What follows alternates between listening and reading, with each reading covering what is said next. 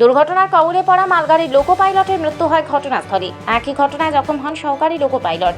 তিনি বর্তমানে শিলিগুড়ির একটি বেসরকারি নার্সিংহোমে চিকিৎসাধীন। আজ তার শারীরিক অবস্থার খোঁজ নিতে যান মেয়র গৌতম দেব। চিকিৎসকদের সঙ্গে কথা বলেন, পরে জানান চোখের দেখা দেখে এলেন। এরপরই রেলের ভূমিকায় প্রশ্ন তুলে একরাশ ক্ষোভ উগড়ে দেন তিনি। তার কথায় তদন্ত ঠিক হচ্ছে না, আইওয়াস চলছে তদন্তের নামে। অ্যাসিস্ট্যান্ট লোকো পাইলট এনজিপি এখানে কোয়ার্টারে থাকে, অস্থি এসেছিল। ক্লিনিক্যালি ডাক্তাররা বলছে ইজ অল রাইট, ঠিক আছে, কিন্তু সে সো শর্ট যে ও পুরো টমাটাইজ, কোনো কথা বলার জায়গাই নেই। কথা দেখলাম, ওকে আমি চোখ দিয়ে দেখলাম, ও পুরো মাস্ক পরা আছে, ওর অক্সিজেন না, মাস্কের নিশ্চয়ই কিছু মেকানিজম আছে, লিমিটাইজেশন চলছে, ড্রিপ চলছে, পেশেন্টটি কথা বলার কোনো নেই। ও খালি ওর একটু ব্যথা ট্যাথা হলে বলতে পারছে, আর খুবই ট্রমাটাইজড। প্রথমত ট্রেন দুর্ঘটনার 2 ঘন্টার মধ্যে রেলের সর্বোচ্চ যিনি সিও রেলওয়ে বোর্ড তিনি বললেন মারা গিয়েছেন, কিন্তু দেখা যাচ্ছে উনি বেঁচে রয়েছেন। Very shocking. এবং মামলা করেছে। আমি ভাবতে পারছি না, বিশ্বাস করুন, আমি কথা বলার স্টেজে আজকে বলতেই পারছি না। I am so shocked. বাচ্চা মেয়েটি আশিসদের মেয়েটা জেবিএস থেকে এমকম করেছে। কি বলবো, ওইটুকু মেয়ে। না, ও যেটা বলছে যে রেলওয়ে বোর্ড দুর্ঘটনার 2 ঘন্টার মধ্যে বলেছিল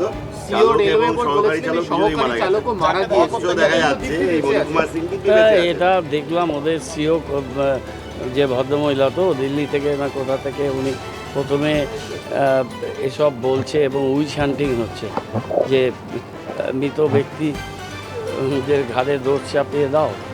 আর এ তো ক্লিনিক্যালি ফিট, কিন্তু মেন্টালি তো একেবারেই আপসেট। এখানে ভর্তি করেছে, কথা বলা স্টেজে নেই, একেবারেই ট্রমাটাইজড। ওর ব্যথা টাথাগুলো হালকাভাবে বলতে পারছে, আর কিছুই বলার। ওনার নামে কমপ্লেনও হয়েছে, ওনার নামে কমপ্লেনও করেছেন একজন সহযাত্রী রেল পুলিশের কাছে, যে ওই মেয়েটির কোনো কিছু জানার কথাই না। ও অনেক আজকে গেছি, কথা বলেছি। আমি যে ওয়ার্ড থেকে কাউন্সিলর, ওই ওয়ার্ডে থাকে। ওর বাবা আমার খুব পরিচিত। মেয়েটিও সফটওয়্যার ইঞ্জিনিয়ার, ও জাস্ট চাকরিতে জয়েন করেছে, চৈতালি। ও কিছুই জানে না। ও আপার বাঙ্কে ছিল, মিডল বাঙ্কে ছিল। আপার বাঙ্কে একটা বাচ্চা ছিল, বাচ্চাটা পড়ে যাচ্ছে, ও বাচ্চাটাকে বাঁচাতে চেষ্টা করেছে। ওই সময় যা হয় ইনস্ট্যান্ট রিয়াকশান, ফ্লোরে ব্লিড হচ্ছিল, কোনো মতে বাইরে এসছে, পায়ে চোট ছিল, ওখানেও বসেছিল। ওর দিদি, ওই মেয়েটিও বিবাহিতা এবং ও প্রফেশনাল। ওকেও ফোন করেছে, ওর বাবা আসে, ওকে ভর্তি করেছে, ওকে একটা কাগজে সই করেছে। ও জানে না, ও কীভাবে জানতো? ও তো অন্য কম্পার্টমেন্টে তখন নিজের জীবন বাঁচাতে ব্যস্ত। ওকে বলেছে কি একটা কাগজে সই করতে, ও সই করে দিয়েছে, জানে না। তারপরে প্রেস মিডিয়া, এই মেয়েটিও খুব মানসিক যন্ত্রণার মধ্যে আছে। ওরা এসব ফেস করেনি কোনোদিন। ওর বাবা বলছে যে সকাল থেকে একদিকে ও ঘাড়ে ব্যথা, পায়ে এরকম সোয়েলিং ঘুরে আছে, ওখানে ওর ফ্র্যাকচার হয়নি, কিন্তু ওখানে একটা চোট আছে। সেই চোটটা নিয়ে 7 দিন বেড দিলেন, একটা ডাক্তার অ্যাডভাইস করেছে। তার মধ্যে ওর ট্রেনিং হবে, ওর ট্রেনিংয়ে যেতে পারছে না, এর একটা মানসিক যন্ত্রণা। তার মধ্যে টিভি মিডিয়া তাকে দিয়ে সই করে দিয়েছে, কি কমপ্লেন কিছু যায় না। এই যে সব ব্যাপারগুলো হয়েছে, তদন্ত শুরু হওয়ার আগে কে দোষী বলে দেওয়া হচ্ছে, যে বেঁচে আছেন তিনি মারা গেছেন বলে দেওয়া। এর থেকে আয়রনি কারণে মনে হচ্ছে হতে পারে না। দেখুন কি কারণে মনে হচ্ছে, ওরা সর্বোচ্চ আধিকারিকরা যারা অ্যান্টি কলিশন ডিভাইস, সেই ডিভাইস তৈরি হয়নি। তারা বলছে সব জায়গায় ডিভাইস তৈরি হয়েছে, ডিভাইসের নাম চেঞ্জ হয়ে গেছে, ডিভাইস আসেনি বাংলায় একটা। এটা বহুদিন আগে আবিষ্কার হয়েছিল এবং এরা বলেছিল যে এটা 100% রেলকে সুরক্ষা দেবে। সিগন্যালিং ব্যবস্থা অত্যাধুনিক করা না করা, সেটা নিয়ে বিস্তর কোশ্চেন হয়েছে। তারপরে একজন ড্রাইভার বা যারা কাজ করে তাদের মিনিমাম যে রেস্টের দরকার, সেই রেস্ট তারা কটা পেয়েছে, কটা ছুটি তাদের ডিউজ ছিল, সেই বিষয়গুলো। এবং এটা একটা থরো ইনভেস্টিগেশন, তার অনেক মেকানিজম আছে এবং আজকের তথ্য প্রযুক্তির যুগে সমস্ত তথ্য কিন্তু থেকে যায়। প্রেস মিডিয়ার তথ্য পেয়ে যাচ্ছে, আর এটা একটা থরো ইনভেস্টিগেশনে পাবে না, এত তাড়াতাড়ি উইচ হান্টিং হয়ে গেল এবং সেটাকে একটা কনক্লুশনে চলে আসলো। তাহলে তাহলে তাহলে কি ড্রাইভার করে কাউকে বাঁচানোর চেষ্টা চলছে। এটা পুরো রেল ব্যবস্থা ভেঙে পড়েছে। আর তদন্ত না, আজকে মিথ্যে এখানে কি তদন্ত তো দোষারোপের চেষ্টা হচ্ছে বলতে পারেন? তদন্তটা পুরোপুরি একটা আই ওয়াশিং ছাড়া কিছুই না। তদন্তর নামে প্রহসন এবং রেলের যে গাফিলতি, 10 জন মারা গেছে, একটা patient very critical in stage, আমরা দেখে আসলাম। মাননীয় মুখ্যমন্ত্রী তার নির্দেশ, তার ব্যবস্থাপনা, তার মনিটরিংয়ে এদেরকে বাড়ি বাড়ি পাঠাচ্ছে। হ্যাঁ, এবং সব লোক বাড়ির লোকদের আনা হচ্ছে, বাড়ির লোক যেখানে আসছে না মেডিকেল থেকে লোক দিয়ে তাদের পাঠাচ্ছে। আমরা এই মানবিক কাজটা দিদি আমাদের দিয়ে বহুবার করান। শিলিগুড়ি যেহেতু একটা মিড পয়েন্টে আছে, এই হাসপাতালেই এসেছিলাম। 3টি ছেলে, তোমার মনে আছে ওই যে গেছিল পরে মারা গেল, তারপর কফিন এখানে বানানো। ছেলেটিকে যখন কলকাতাতে শিফট করবো, রিভেজ চলছিল, ছেলেটা এখানে মারা গেল, মনে আছে রাত্রিবেলা। রতনদা, একটা প্রশ্ন, আপনি বললেন যে এই মৃতের ঘাড়ে দোষ চাপানোর চেষ্টা হচ্ছে, দায় ঘাড়াঘাড়ি চলছে। এই যে মৃতের ঘাড়ে দোষ চাপানোর চেষ্টা, মালগাড়ির চালক এবং এই সহকারী চালক, যে এফআইআরটা সেটা চৈতালির নামকে ব্যবহার করে করা হয়েছে, সেটা রাজ্যের পুলিশ করেছে। রাজ্যের এটা পুলিশ কেন অতি সক্রিয় হলো? আমি রাজ্যের পুলিশ ওখানে থাকে না, জিআরপি ছিল, আরপিএফ ছিল, কে ছিল এটা আমি কিভাবে বলবো?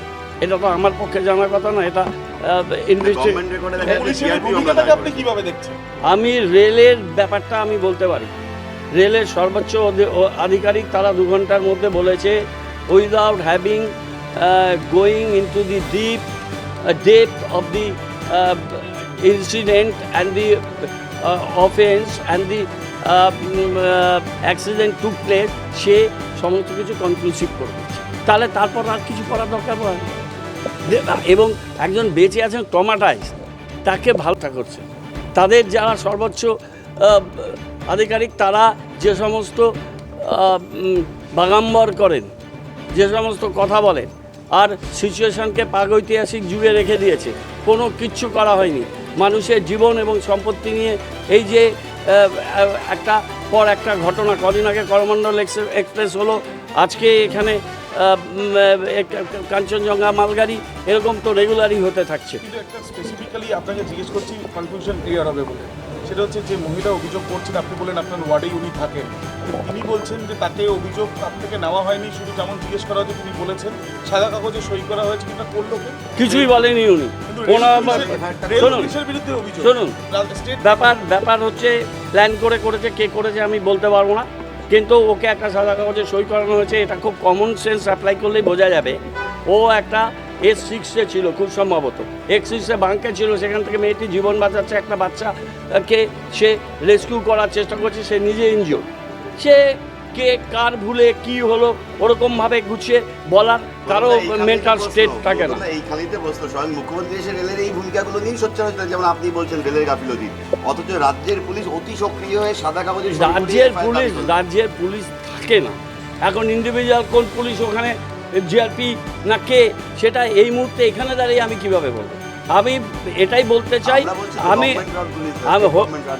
যার পুলিশ হোক, আমি এটাই বলবো যে যেভাবে এই মানুষটি বেঁচে আছেন, বহুদিন বাঁচুন, সুস্থ থাকুন, কাজে ফিরুন, এটা আমরা প্রার্থনা করব। তাকে মৃত বলে ঘোষণা করা এবং এনকোয়ারির আগেই কী কারণে অ্যাক্সিডেন্ট হলো এবং কার জন্য হলো সেইটাকে দিক নির্দেশ করে দেওয়া এবং এফআইআর করে দেওয়া, এটা খুব অমানবিক। এবং সেটা রেলের ঊর্ধ্বতন কর্তৃপক্ষ, রেলের মেকানিজম, রেল একটা লাইফ লাইন ভারতবর্ষে। এত হাজার হাজার ট্রেন প্রতিদিন চলে, লক্ষ লক্ষ মানুষ রেলে চলে, সেটা পুরো ভেঙে পড়েছে। এবং সেই ভেঙে পড়া, সেই ক্যালাসনেস অফ দি রেলওয়ে অ্যাডমিনিস্ট্রেশন, সেটার থেকে সারা ভারতবর্ষ আজকে এই সিচুয়েশান নিয়ে চিন্তিত। সেটার থেকে পুরো দৃষ্টি ঘোরানোর জন্য এইভাবে এটা করা হয়েছে। জেনে বুঝে সমস্ত তথ্য সংগ্রহ করে, তথ্য প্রকিওর করে রাদার রেল এই কাজটা করেছে। এটা অত্যন্ত দুর্ভাগ্যজনক, নিন্দাজনক। আমরা তীব্রভাবে নিন্দা করি। আমরা এই মানুষগুলো দ্রুত আরোগ্য কামনা করি। যে 10টি মানুষ মারা গেছেন তাদের তো জীবন ফিরিয়ে দিতে পারবো না, কিন্তু তাদের ভগবান তাদের শক্তি দিন। আমাদের এখানকার গার্ডের মেয়ে, তার স্ত্রী, বাচ্চা মেয়ে সেন্ট জেভিয়ার্স থেকে পাস আউট করা, রেলওয়েতে চাকরি পেয়েছে, মেয়েটি জয়েন করতে পারছে না। এদের যে মানসিক কষ্ট আমরা সহনাগরিক হিসেবে এগুলোকে ফেস করতে পারি। এবং এই যে সহকারী লোকো পাইলট, সে এনজিপিতে কোয়ার্টারে থাকে, বিহারের বাসিন্দা, তার স্ত্রী এসেছিল। তার স্ত্রীর সাথে আপনার কথা হয়েছে? হ্যাঁ, স্ত্রীর সাথে এখন কথা হয়নি, কিন্তু কথা হবে। এগুলো আমরা দেখছি। পেশেন্ট পার্টিদের যারা ভালো হচ্ছে, দিদি বলেছেন তাদের বাড়ি পৌঁছাতে হবে, তার নির্দেশ এবং মনিটরিংয়ে তাদেরকে বাড়ি পৌঁছাচ্ছি। ওর স্ত্রীর সাথেও আমি কথা বলবো, তাদের পাশে আমাদের থাকতে হবে, আমরা থাকবো।